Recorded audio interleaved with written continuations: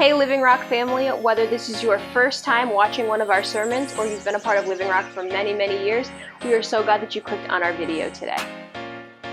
We would love to hear from you after the sermon is over. If God spoke to you through the message and laid something on your heart, share it with us. Send us an email or call us on the phone. We would love to know what God is doing through Living Rock Church for you. We'd also love the chance to connect with you.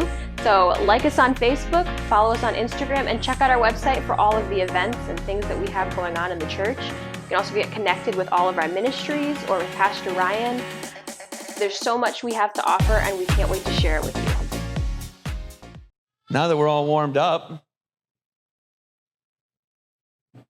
so I want to talk today. We're continuing I keep getting drawn back to this series that was never intended to be a series. But everything I keep hearing keeps leading me back to it because I do feel like we are living in very desperate times where people are searching for something, searching for truth, something they can sink their hands and teeth into and really be filled. Because everything that this world has been giving us is just so hollow. And they need truth.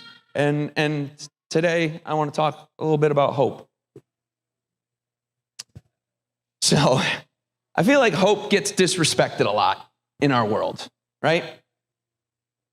There's a saying, and I've heard it a number of times. I've used it a couple of times. Lord, forgive me. And I'm going to make it PG because we are in church, but it's, you can hope in one hand and spit in the other and see which one gets full first. That's not a really good outlook. Friedrich Nietzsche said, hope in reality is the worst of all evils because it prolongs the torments of man. Ouch. This guy's clearly got no clue what real hope is. See, what do we do as Christians? What do? We pray, right? In everything we pray. And what is prayer but expression of hope for something we want to see happen? We pray for the sick to be healed because we want to see that happen. We are hoping for that to happen. We pray for a friend or family member who's lost to be saved because we're hoping for that to happen. We're hoping for that reconciliation. We pray for ourselves for favor in situations. Now, how many of us have gone on a job interview and be like, just bowed our heads and said a little prayer before we went in and sat before the guy who's going to decide our fate when it comes to our career that day? Just now, pray for safety in travel for our pastor. We pray for safety all the time. I don't get on a plane without saying a little prayer and blessing, because that thing could easily fall out of the sky. I don't want to scare anybody, but we all know it's true. We all know every time we go out and we do something that there's an inherent risk. Sometimes it's an elevated risk. We pray for safety because we're hoping for safety. We're hoping for safe passage. And so it pains me a lot when we see tragedy in this world and we always offer hope, our thoughts and prayers. And how often have you heard when we do this, the world say, we need something real, not just wishful thinking. That's the world's view of hope at times. I don't agree with this. I don't agree with hope being looked at as a weak principle, a principle for the weak. I recently watched the new series on Amazon, The Rings of Power, that prequel to The Lord of the Rings, right? And this is where my title comes from, Mere Hope, because there was a quote in there that it struck me. And there's two elven leaders who are talking about the fate of their people, right? And one of them says, hope is never mere, even when it is meager. When all other senses sleep, the eye of hope is the first to awaken and the last to shut. Hope doesn't leave us. And I looked at John 9 for this because I just feel like it's dripping with hope, this passage. First and foremost, hope for the lost, right? And I'm going to give a quick overview of events in this. Jesus is walking. He happens upon a blind man who's been blind since birth. We're familiar with the story. He spits on the ground, creates mud, rubs it on the man's eyes. And he commands him to go wash in the pool, and he returns home seeing. And when he returns home seeing, people don't recognize him. He tells people what Jesus did. And because he's expressing this, telling this story, he catches the attention of the Pharisees, who are not happy. Not happy that this man is working miracles on the Sabbath. How dare he? How dare he? The gall. So he's brought before them, the blind man's brought before them for investigation, and they send him away twice. And Jesus hears of this, and he ends up meeting back up with the blind man. Asks him, do you believe in the Son of Man? And he reveals himself as Jesus to this man. And then I want to get into the text that I see just a bunch of angles of hope on. John 9:39 through 41. Jesus said, for judgment I have come into this world.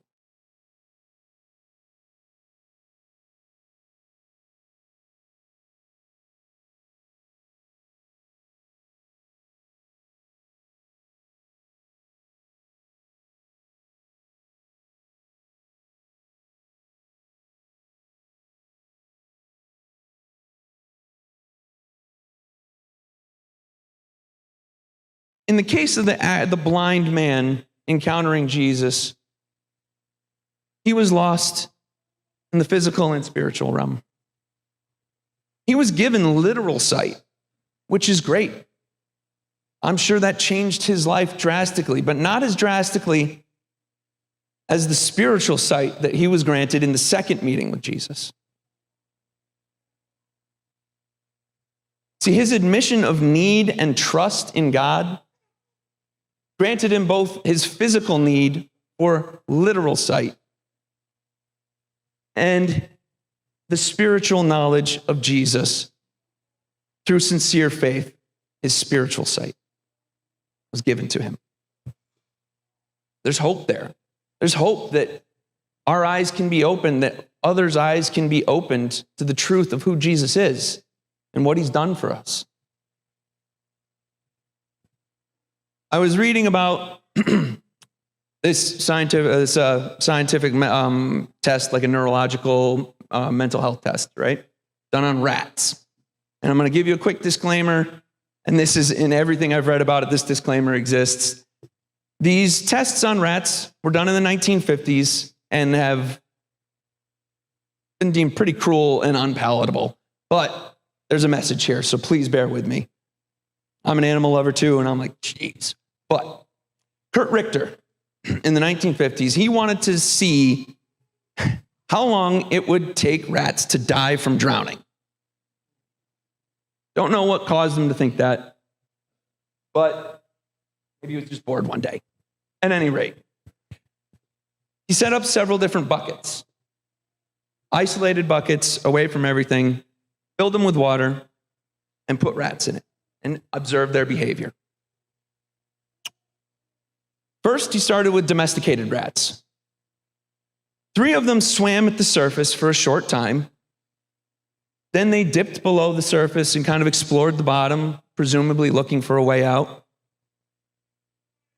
And when they realized that there was no way out under their own power, they drowned within a matter of minutes. 9 others, though, however, swam at the surface for literally days before succumbing to exhaustion and drowning. So now he decided he grabbed 34 wild rats. Now, wild rats are known as excellent swimmers. If you've ever encountered a rat in the wild, you know they are adept at survival, right? He expected them, they're savage, they're aggressive, and they were just recently caught before being inducted into his experiments. He expected them to fight hard. He expected them to far exceed anything those domesticated cushy life rats would be able to handle. All 34 drowned within the first 5 minutes. And this threw him for a loop, as his hypothesis was these battle-tested, hardened rats, they were gonna be champion swimmers.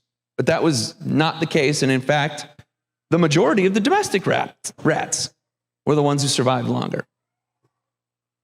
He concluded the only difference between the two cohorts had to be that somewhere along the line, those 9 rats that survived had encountered some semblance of hope that gave them a belief that this situation could be overcome.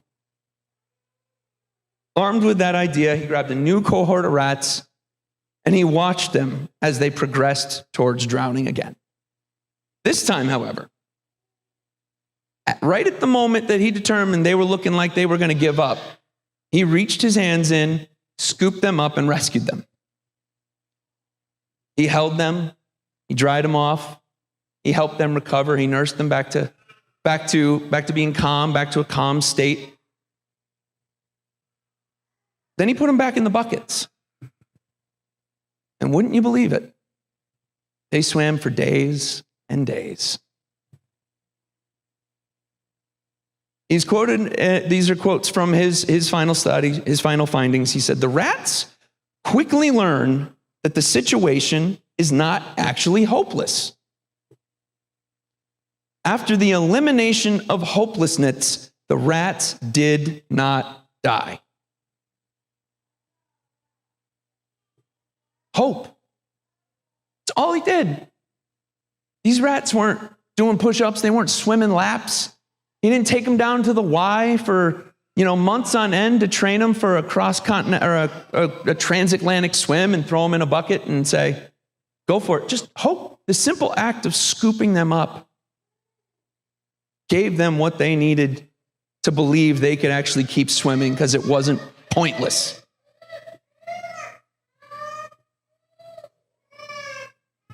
There's hope for the hurting. In John 16:33, Jesus tells us that in this world you will have tribulation. There's no talking around that. He never said this life was going to be a cakewalk. He said it's going to be rough. You're going to encounter some stuff, church. We are. We do on a daily basis. I thought it was interesting that he comforted the rats before they recovered. See, a Richter didn't just scoop them out. He could have just scooped them out and been like, that's enough, and just dropped them back in. He didn't do that. Not sure how that would have worked out, but there was a comforting, there was a healing that took place before they got back into that situation. And how many know we're offered comfort? We just sang a song about the 1,000 names of our God. One of them's comforter. Thank God for that. The psalmist said in Psalm 119, 49 through 50, remember your word to your servant, for you have given me hope, my comfort in my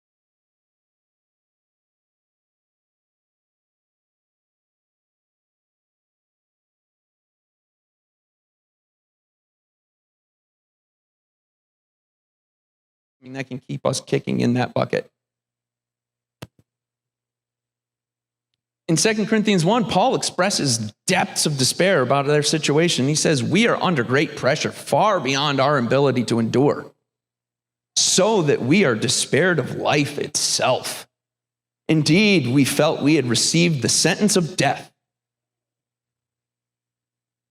I don't know about you, but if I brought to put that in a letter or send that in a text to somebody, I'm in a bad spot. But leading up to that point, several times he references comfort despite his desperation. Comfort that carries him through, comfort in knowing that there's a promise, there's a hope, there's a reason, there's an end to that suffering. 2 weeks ago when Pastor was here, told us about the word he got for this year, and he had 3 E's, one of which was endurance. And I've asked him for forgiveness for kind of hijacking that one, because I'm sure he's got plans for it, but that spoke to me. See, my family is very familiar with the concept of endurance. My wife is an ultra runner. If you guys aren't familiar with what that means, we've all heard of the local 5K. We all know about marathons and whatnot, but for ultra runners, that's not enough. I'm sorry, honey, I love you. I meant to ask you first. See, ultra runners think 26.2 miles, which seems like the ultimate task for most mortal beings, and in fact, only 0.01% of the world's population has ever gone that far. They think it's not enough. So God bless her, she's done distances of 30 miles, 50 miles, and just as recently as last summer, 100 miles in less than 24 hours. That's endurance. See, physical endurance requires a lot of discomfort and difficulty. To prepare yourself for something like that, it's going to hurt. You're going to be sore. There's no amount of acupuncture, yoga, stretching, massage that's going to make it all magically go away. It's rough. It's work. Spiritual endurance isn't much different. See, we're going to face difficulties day in and day out. And they are not meant to destroy us, just like training is not meant to destroy the runner. See, we develop spiritual endurance through the trials. Romans 5, 1 through 5 says, therefore, since we have been justified,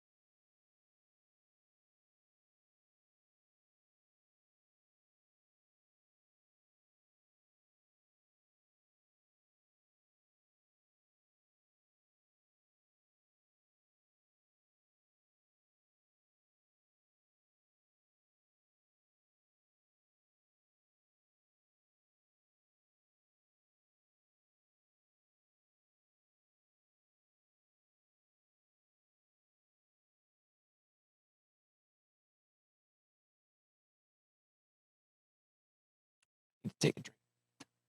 All right.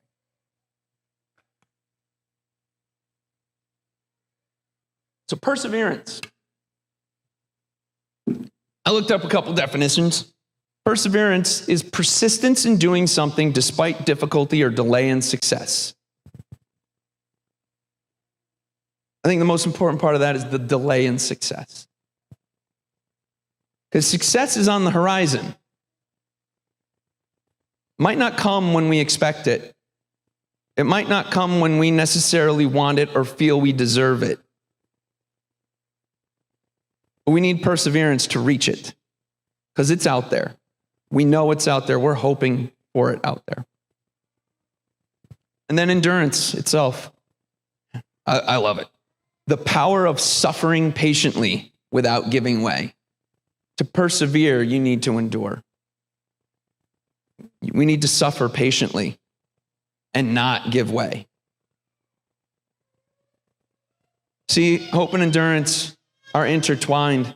Hope gave the rats the endurance to last days, whereas before they were ready to drown within minutes. But just the injection of hope into their life at that moment, at the right, correct moment, gave them the strength and endurance to stay at that surface, awaiting their rescue once again. Also in this verse, I see hope for those who've gone astray. Those who see will become blind. This is a reminder to the Pharisees that those who ought to know better spiritually will be held more accountable. See, they allowed their prejudice to blind them to the truth that Jesus was. And in fact, get mad that he had the audacity to do work on the Sabbath. See, on the surface, this verse, the blind will see and the sea will be made blind, it feels like the bad guys are getting their comeuppance, right? Feels like this great verse. Everybody loves that conquering story where the oppressor gets smacked down, right? But see, I see hope for them here too. But Jesus said, for judgment I've come into this world. 100% true. But you got to pair that with some other things that we know about Jesus. See, John 3:16 gets all the love. It's plastered everywhere. You're going to see it probably several times at some of these playoff games this weekend, right? Don't worry, you'll get home in time for them. I promise. It's me. You know that. But close on its heels, John 3:17 says, for God did not send his son into the world to condemn the world, but to save the world through him. And then again, a little further down, John 12:47, if anyone hears my words but does not keep them, I do not judge that person, for I do not come to judge the world, but to save the world. See, he came for judgment on and against sin, not to condemn us, but to secure our salvation.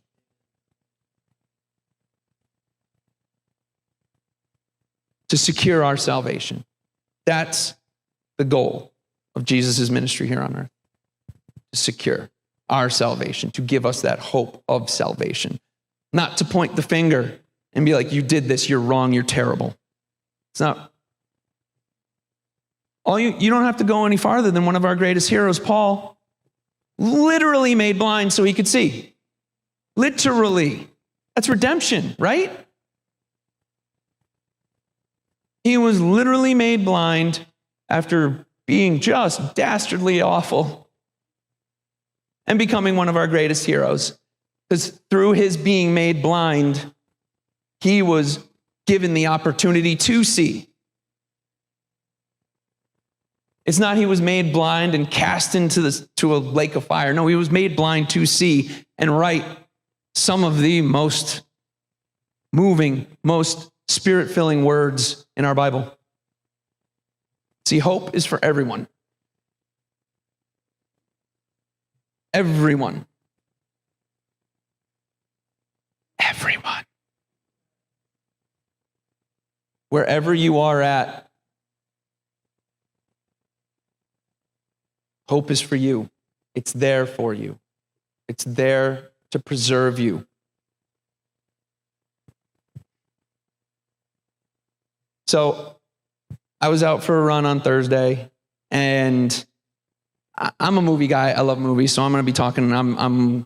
This came to my mind when I was thinking about this. Who's seen Shawshank Redemption? Okay, probably one of my top 5 favorite movies of all time, right? We all know the story. I'm not going to go through it. But see, as human beings, we want hope to be this sledgehammer to just bust through the wall of despair, right? And sometimes it is. Sometimes we get that instantaneous release, that instantaneous freedom, or at least it seems instantaneous to us.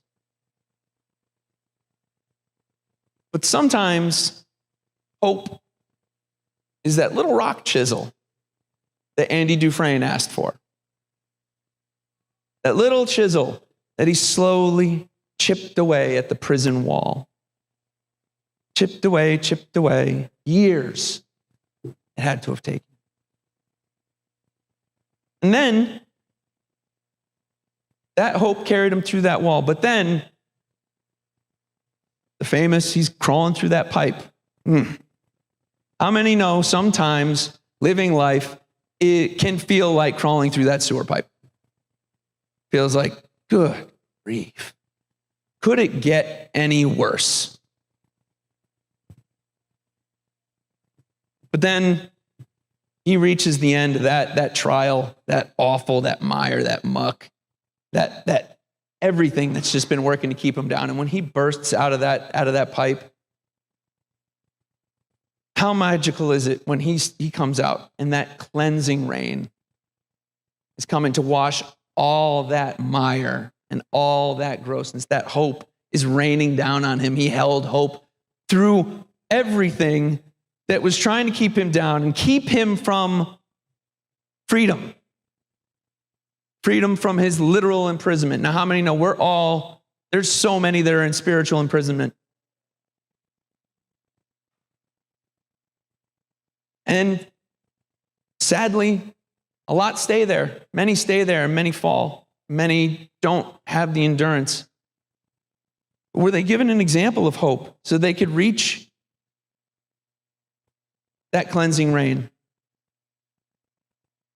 Yes, they do in the Bible, sure. What if they don't believe that yet? That's where we come in, right? See, dark times are going to come in all our lives. I'm like I said, we're going to get home in time. I'm closing with this. I know I've encountered several. I'm sure you have too. I'm sure any of y'all tuning in out there have. I'm sure any number of your friends, you know a friend that's going through a dark time.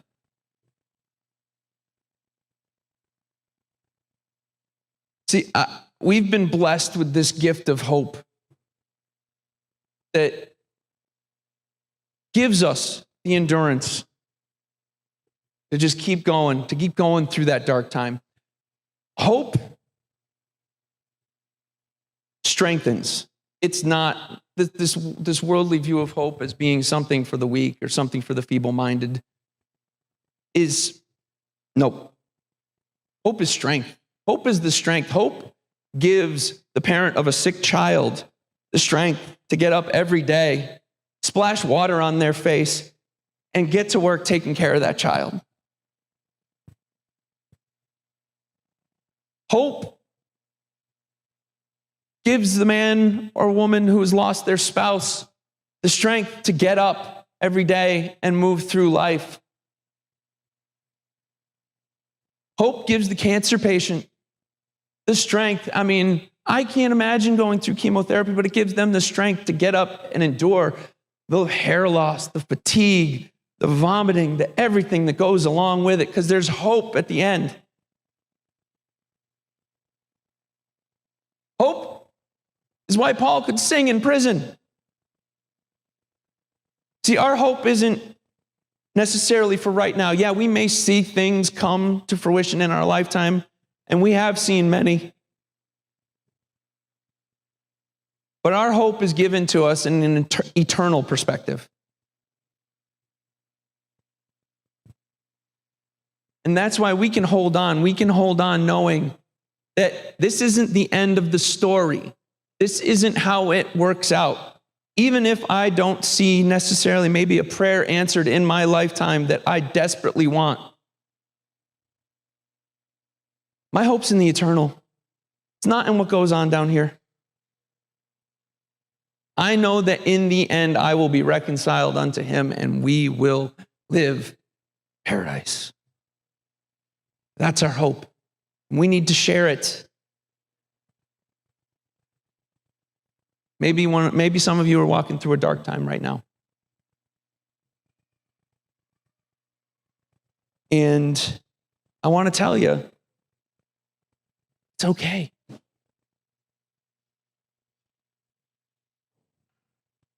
There is an end. This isn't how your story ends.